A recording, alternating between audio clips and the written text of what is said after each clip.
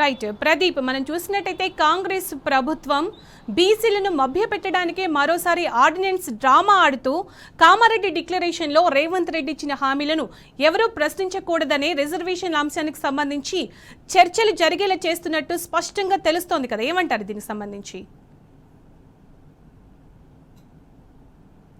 Congress party ఎన్నికల్లో ఇచ్చిన ప్రతి హామీని అమలు చేయకుండా ప్రజలను మోసం చేస్తుంది, మభ్యపెడుతుంది. అందులో భాగంగానే ఈ బీసీలకు సంబంధించినటువంటి రిజర్వేషన్లు అనుకోవచ్చు. ఎందుకంటే ఒకవైపు 160 కోట్లు పెట్టి బీసీ కులగణన చేసింది, ఆ తర్వాత అసెంబ్లీలో బిల్లు ఆమోదం పొందింది, ఆ తర్వాత గవర్నర్ పంపిరు, అక్కడ నుంచి రాష్ట్రపతికి అయితే ఇక్కడ తీర్మానం వెళ్ళినటువంటి సందర్భం. కేంద్రంపై ఒత్తిడి చేసి 42% రిజర్వేషన్ అమలయ్యే విధంగా ప్రయత్నం చేయాల్సినటువంటి అవసరం ఉంటుంది.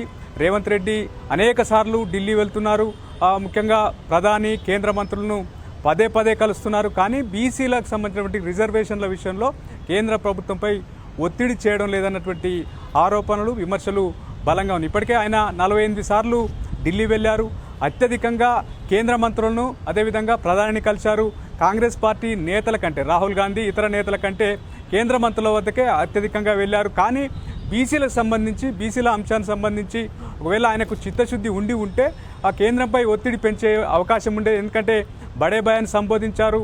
రేవంత్ రెడ్డికి అడిగిన వెంటనే ఆ కేంద్ర మంత్రులు అదేవిధంగా ప్రధాని అపాయింట్మెంట్ ఇస్తున్నారు. కానీ బీసీలకు సంబంధించినటువంటి రిజర్వేషన్ల విషయంలో రాష్ట్ర ప్రభుత్వం, ముఖ్యమంత్రి ఆశించిన స్థాయిలో ఒత్తిడి చేయలేదు. ఎందుకంటే బీసీల అంశానికి సంబంధించి కాంగ్రెస్ పార్టీకి కానీ రేవంత్ రెడ్డి కానీ చిత్తశుద్ధి ఉంటే అది నెరవేరి ఉండేది. మరోవైపు కేంద్ర మంత్రుల సహకారం తీసుకునే ఉండేవారన్నటువంటి చర్చ అయితే బలంగా జరుగుతూ ఉంది. ఇప్పుడు ఆర్డినెన్స్ అంశం పరిశీలిస్తే ఆర్డినెన్స్ సంబంధించి ఒకవైపు అసెంబ్లీలో తీర్మానం చేశారు, అయినా మళ్ళీ ఆర్డినెన్స్ తేవడం అంటే ఒకవైపు అసెంబ్లీని అగౌరవపరచడం, రెండోది ఆర్డినెన్స్ అదైతే న్యాయపరంగా ఉండలేదు, న్యాయబద్ధం కాదు అన్నటువంటి చర్చ ఉంది. కేవలం తూతూ మంత్రంగానే ఆర్డినెన్స్ పేరుతో అడావుడి చేస్తూ ఉన్నారు.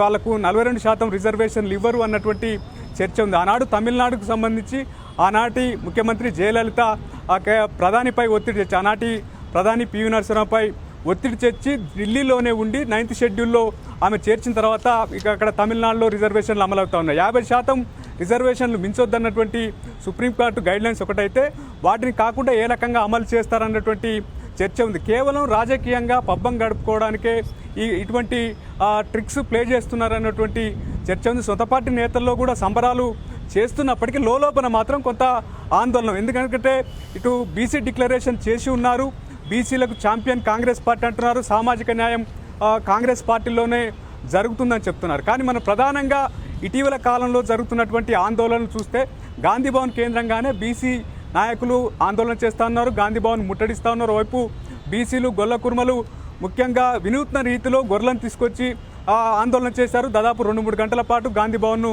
ముట్టడించారు. ఎందుకంటే యాదవులకు సామాజికంగా కాంగ్రెస్ పార్టీలో న్యాయం జరగడం లేదు, అటు యాదవ సామాజిక వర్గాన్ని ముఖ్యంగా గొల్ల కుర్మలకు గొర్రెలిచ్చే పథకం లేదు ఇప్పుడు. రెండోది వాళ్ళకు పదవుల విషయంలో అన్యాయం జరుగుతూ ఉంది.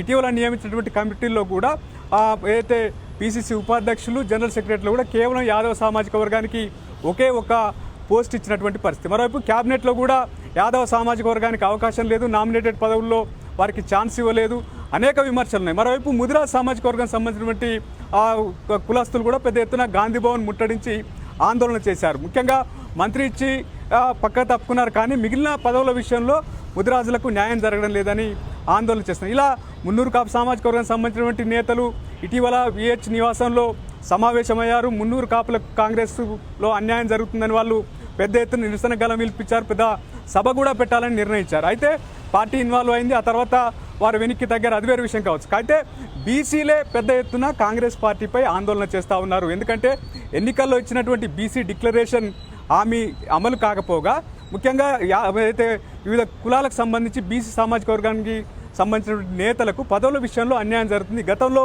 ఎన్నడూ లేదు. గతంలో 10 ఏళ్ల పాలన సంబంధించి బీఆర్ఎస్ హయాంలో జరిగినటువంటి పదవుల నియామకాలను వాళ్ళు బేరీజ్ వేసి గాంధీ భవన్లో ఇటు పార్టీ పెద్దలకు వివరిస్తున్నారు. గత బీఆర్ఎస్ హయాంలో యాదవ, ముదిరాజు అదేవిధంగా ఇతర సామాజిక వర్గాలకు ఏ రకంగా ఆనాడు ప్రాధాన్యత దక్కింది, ఏ పోస్టులు ఎన్ని ఇచ్చారని ప్రధానంగా చెప్తున్నటువంటి పరిస్థితి. కానీ ఇప్పుడు ఆ పరిస్థితి లేదు. కాంగ్రెస్ పార్టీలో కేవలం ఒక 2 సామాజిక వర్గాలకే ప్రాధాన్యత దక్కుతుంది, వారికే పదవులు వస్తూ ఉన్నాయి. కానీ మిగిలిన సామాజిక వర్గాలన్నీ బీసీలకు సంబంధించి అన్యాయానికి గురవుతున్నారు అనేది ప్రధానంగా వినిపిస్తున్నటువంటి మాట. ఇప్పుడు అదే జరగబోతూ ఉంది.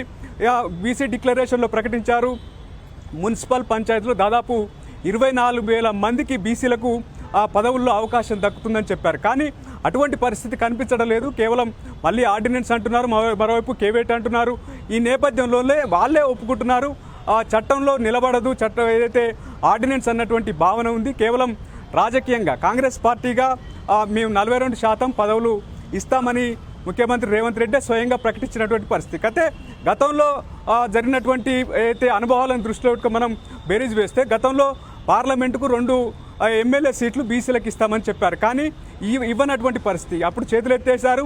ఇప్పుడు అదే జరగబోతుందన్నటువంటి చర్చ కాంగ్రెస్ పార్టీలో బలంగా వినిపిస్తూ ఉంది. ఇప్పటికే రేవంత్ రెడ్డి పీసీసీ అధ్యక్షుడిగా ఉన్న సమయంలో 6 గ్యారంటీలు 420 హామీలు ఇచ్చారు. ఏ హామీ పూర్తి స్థాయిలో అమలు చేయడం లేదన్నటువంటి విమర్శలను, అందులో బీసీ సామాజిక వర్గానికి సంబంధించినటువంటి నేతలు కూడా అదే భావన వ్యక్తం చేస్తూ ఉన్నారు. ఈ ఆర్డినెన్స్ సంబంధించి కూడా వాళ్ళు పై అసంతృప్తితో ఉన్నటువంటి మాట వాస్తవం. ఎందుకంటే ఏదైతే ఢిల్లీకి వెళ్ళి ధర్నా చేశారు, అడావుడి చేశారు బీసీల పక్షాన మేము ఉన్నామని చెప్పి. కానీ ఇప్పుడు అవేవి అమలు కానటువంటి పరిస్థితి, ఆచరణకు నోచుకోనటువంటి పరిస్థితి అయితే మనం చూస్తూ ఉన్నాం. ఇప్పుడు ఆర్డినెన్స్ నిలుస్తుందా నిలబడదా అనేది విషయాన్ని పక్కన పెడితే రాజకీయంగా కూడా ఏదైతే 42% రిజర్వేషన్ల ప్రకారం పార్టీలో కూడా పదవులు దక్కకపోవచ్చు అన్నటువంటి చర్చ ఉంది. ఎందుకంటే ఇప్పుడు చూస్తున్నటువంటి అనుభవాల ప్రకారం నామినేటెడ్ పోస్టులో కానీ అదేవిధంగా పార్టీ పోస్టులలో కానీ అన్యాయం జరుగుతున్నటువంటి చర్చ అయితే కాంగ్రెస్లో వినిపిస్తూ ఉంది.